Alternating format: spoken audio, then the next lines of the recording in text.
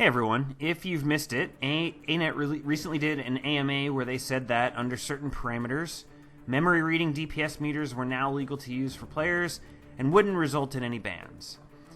Without getting too technical, any meter which allows you to track things that your client can track are legal.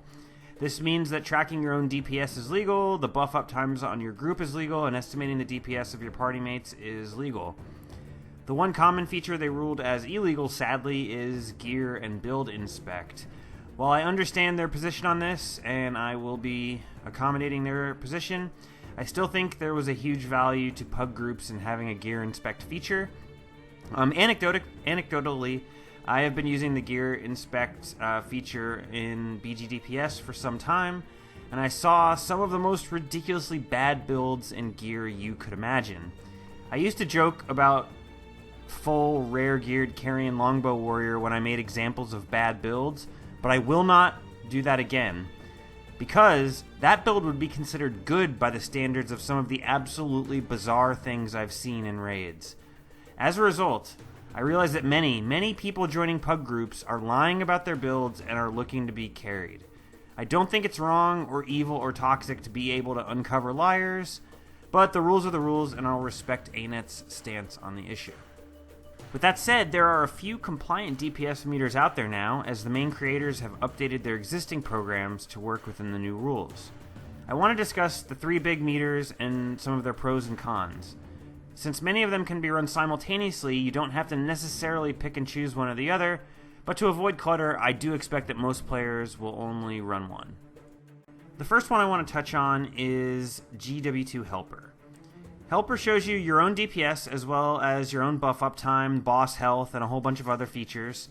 However, the biggest pro to Helper is that the GUI is very clean and straightforward. The icons for Fury uptime, for example, is the actual in-game icon for Fury. All the DPS meters out there, this one looks the prettiest. If you want the best looking tool to measure your DPS and your buffs, and you really want to use it for self-improvement, and you don't really care about other people's buffs, or seeing their DPS, then GW2 Helper is quite easy to recommend. The cons to Helper is that it is only currently able to show your buffs. If you're trying to evaluate the Chronomancer in the other sub-squad, it will be unable to give you any useful information. If you want to see the DPS rankings of the Ellies in your raid group, it won't be of much help. For many, or for even most, this really isn't a con per se. Most people are more interested in their own numbers and using that as a tool to improve themselves, and don't really need the extra information.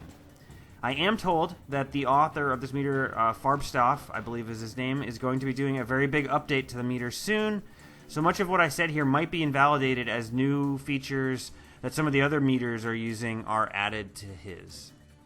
The second major of the DPS meter tools out there is BGDPS. BG has a number of very cool features, not the least of which is that it auto-updates whenever ANET pushes out a patch that breaks it or whenever new features are added. So long as the developer keeps working on it, you'll only have to install it once. It has many features, but the most important is the personal DPS meter and group buff uptime. The DPS meter is tested to be accurate to the numbers you get from the DPS golem to below a 1% difference. The group buff uptime measurements are also quite good. Being able to see which chrono in your group makes more quickness, which druid makes more grace, and which Ellie has the best scholar and seaweed uptime are very useful things to know. DPS, of course, isn't the whole story. Evaluating a Chronomancer skill by DPS is pretty foolish. Evaluating them by quickness and alacrity uptime on their squad is much more useful. A great feature is that it's networked. So if other people in your party are using BGDPS, you will share your DPS information with each other. So in addition to getting 100% accurate information on your own DPS, you'll get 100% accurate information from your party members' DPS. And if you can get your entire raid to use BGDPS meter, it is, at that point, probably the best DPS meter on the market. What are the cons? The cons to BG are that the GUI isn't quite as nice as Helper. Also, the DPS only measures your personal DPS by default, but like I said, if you can get your other people in your raid group to use it, you can share information. However, until BGDPS is adopted by the majority of the community, most pugs are most likely not going to be using it, and you won't be able to see their DPS. So this is very cool for an organized raid group, but not so much for the pugs. The fact that you can't see other people's DPS out of the box is unfortunate, but it is a small price to pay for the other awesome features of BG.